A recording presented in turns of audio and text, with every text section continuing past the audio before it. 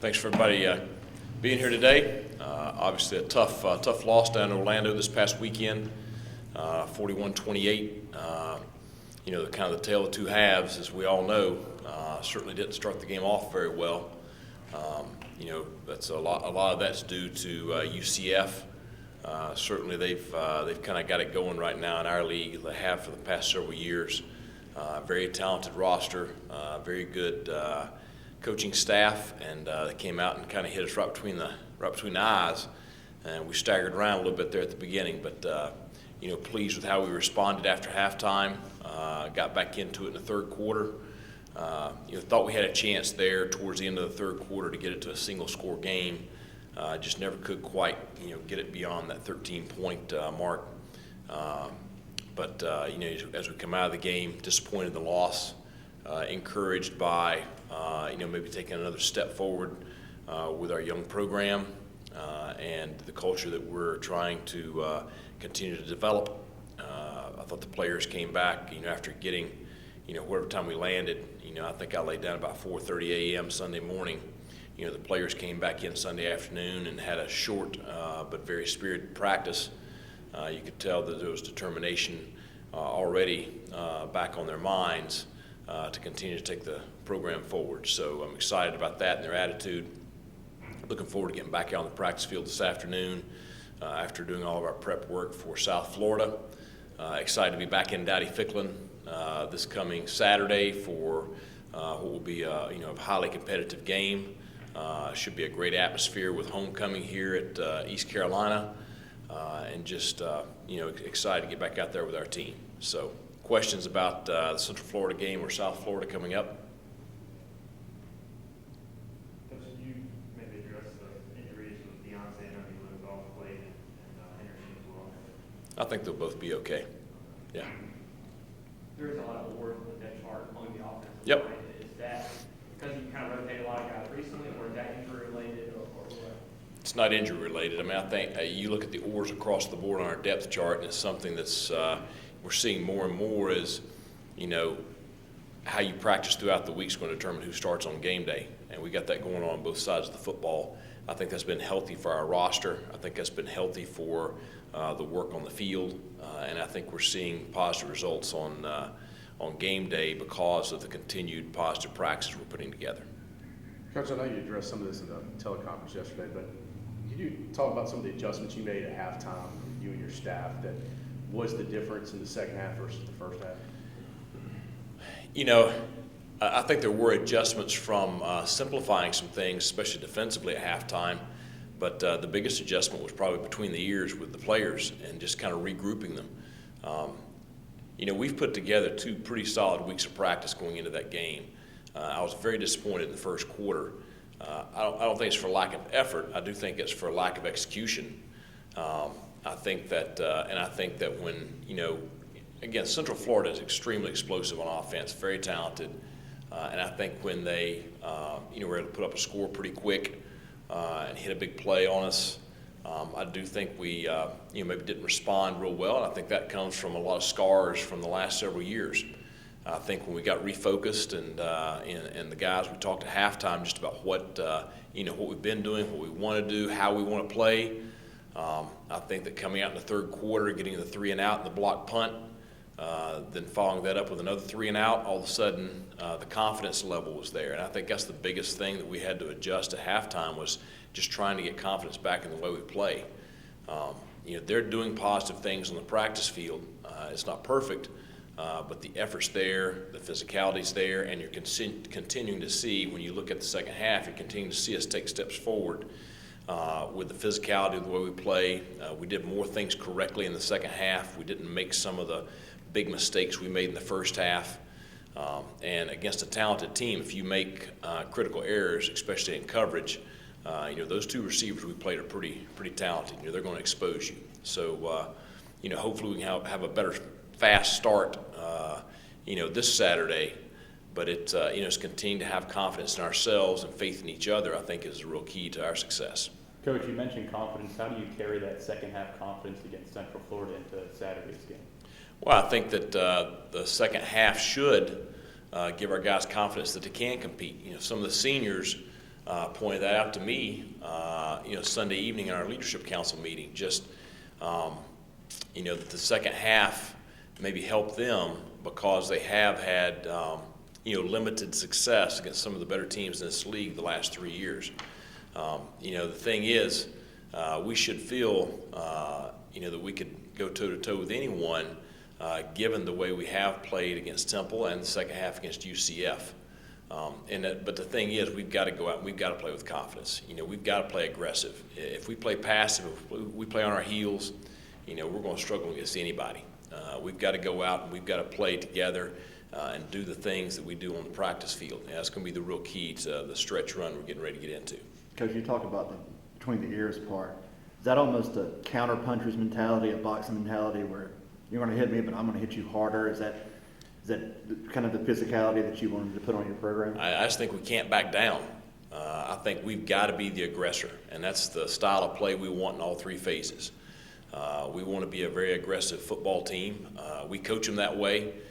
We practice that way, and I do think you're seeing our style of play change. I think that anybody that watches, us against NC State and then watches us, the past couple of games, you've seen our style of play change. That's got to continue.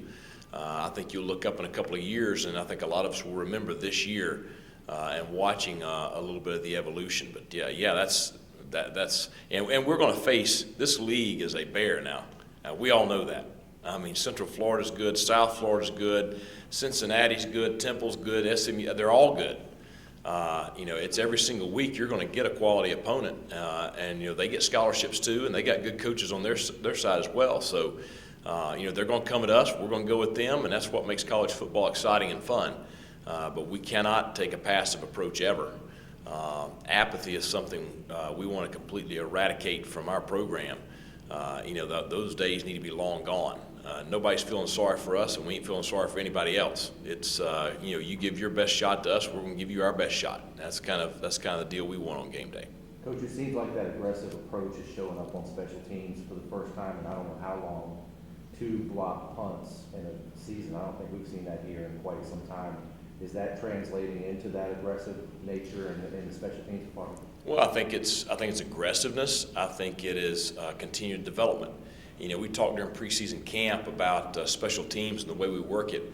If you came and watched a Sunday practice, we spent an entire segment of practice with guys going through drills, taking a ball off a punter's foot.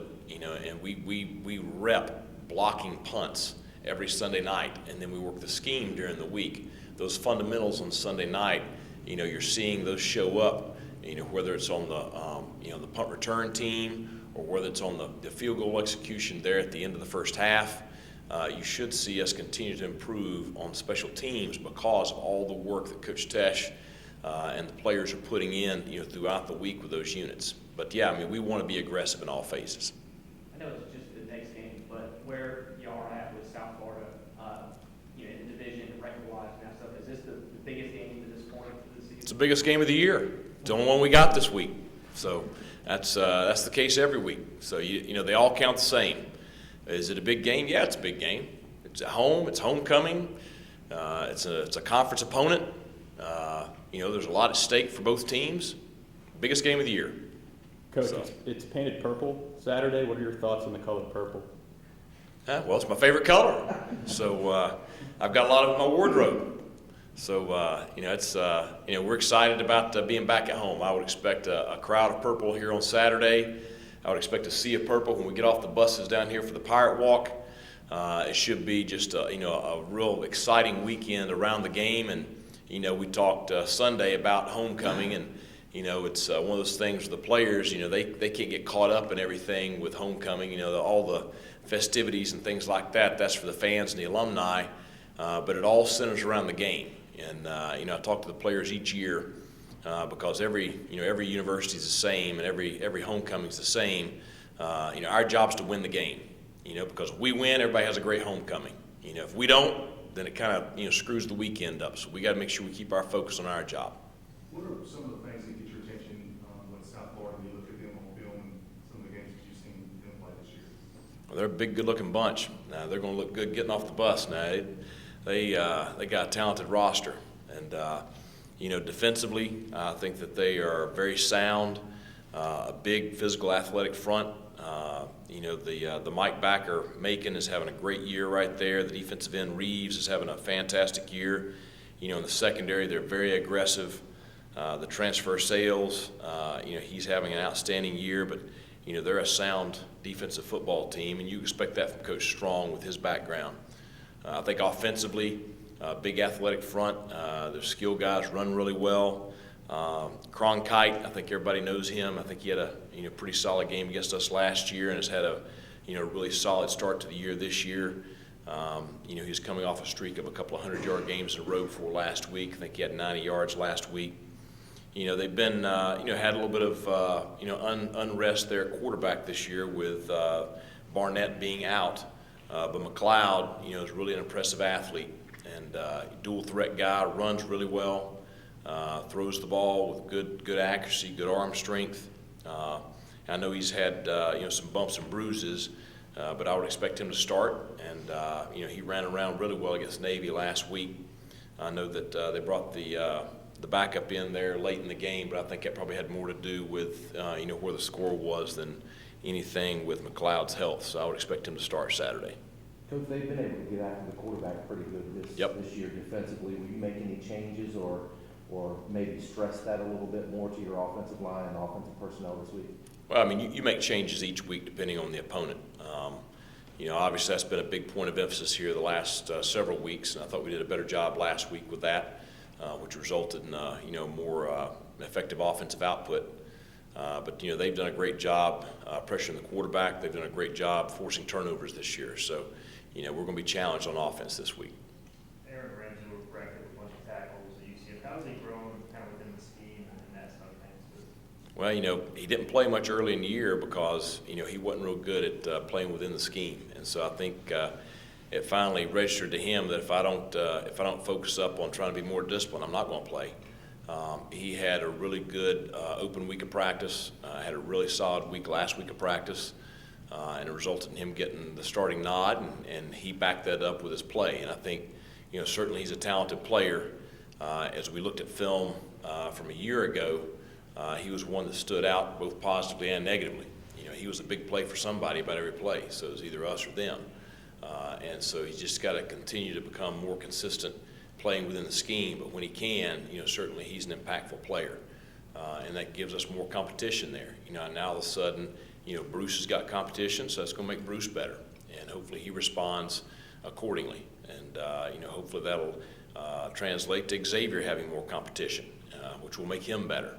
But I think anytime you can generate competition, I think we've seen that, pretty drastically throughout the season with our players.